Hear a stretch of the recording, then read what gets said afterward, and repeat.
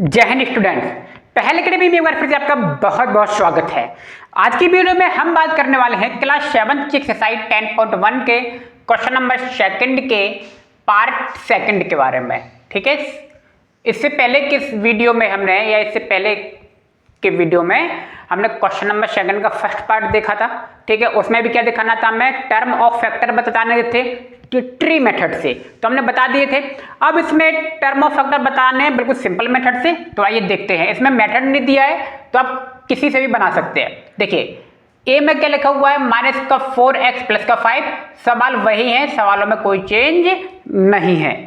ठीक है, तो आइए देखते हैं टर्म क्या है उसमें। टर्म ऑफ गिवन एक्सप्रेशन क्या टर्म है, प्लस से अलग होता है, तो देखिए माइनस का 4x, 5 ये इसके क्या है, टर्म है। फैक्टर क्या होंगे, अब देखिए फैक्टर ऑफ माइनस का 4x, पहले 4x का निकालना पड़ेगा ना, तो 4x का फैक्टर क्या होगा, माइनस का 1 4x। ठीक है, फैक्टर ऑफ 5 क्या होगा, 5 के मल्टीप्लाई में क्या है 1 और 5। इसमें देखिए 1 और 5, 1 लिखना हो तो लिखे, नहीं तो 5 अकेला लिख देंगे, तब भी आपका आंसर सही होगा। क्लियर, हम पहले ही सारी चीजों को पढ़ सकें। लिखना आपको इसी तरीके से है, जब इस तरीके से है, जब ट्री मेथड नहीं दिया है तो आप इसी तरीके से एग्जाम में लिखेंगे।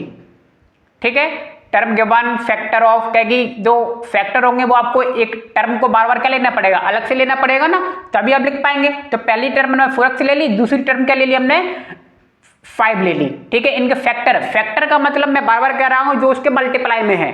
अगर मल्टीप्लाई में कुछ नहीं है तो 1 होता है, नहीं तो वही का वही लिख के छोड़ दें, अगर मल्टीप्लाई में कुछ भी नहीं दिया है तो। ठीक है, जैसे मैंने बताया ना, ये 5 है, 5 में आप 1 लिख भी सकते हैं, नहीं भी लिख सकते हैं, आंसर सही होगा। डी वाले देखिए x by plus 2s square by square. ठीक है, टर्म इसमें कितनी होंगी, 2 होंगी, x बाय और 2s स्क्वायर बाय स्क्वायर। देखिए term x by 2s square by square, दो टर्म है कि नहीं, x बाय और 2x by square. Clear, factor of x by का फैक्टर क्या होगा, x और बाय होगा। ठीक है, factor of 2x square by square का क्या फैक्टर होगा, तो 2x s स्क्वायर है ना, को 2 बार लिखना पड़ेगा। ठीक है, और बाय को भी क्या लिखना पड़ेगा, 2 बार लिखना पड़ेगा, ये इसका हो गया। f वाले का समझ में आ रहा होगा, 1.2 ab माइनस का 2.b प्लस 3 इसमें देखिए 3 टर्म है, 1 2 3। देखिए टर्म कितने हैं, term of given expression 1 2 3। Clear, factor of 1.2 A B क्या होगा, 1.2 a b। देखिए मल्टीप्लाई में क्या लिखा है, बस भाई आपको क्या लिखना है, फैक्टर में लिखना है।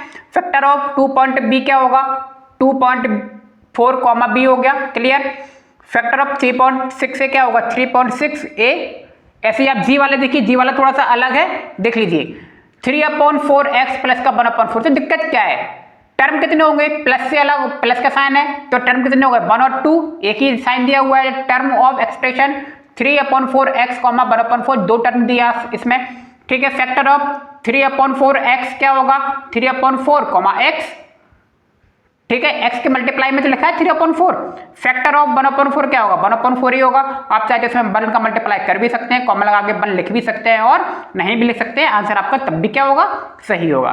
ठीक है, कुछ और सवाल इसके दिए हुए हैं नीचे, जैसे ई दिया है, सी दिया है, एस दिया है, ए और बी दिया है, तो इन सवालों को भी आप आसानी से सॉल्व कर सकते हैं। मैंने इसे सॉल्व नहीं कराया, आप खुद से सॉल्व करें।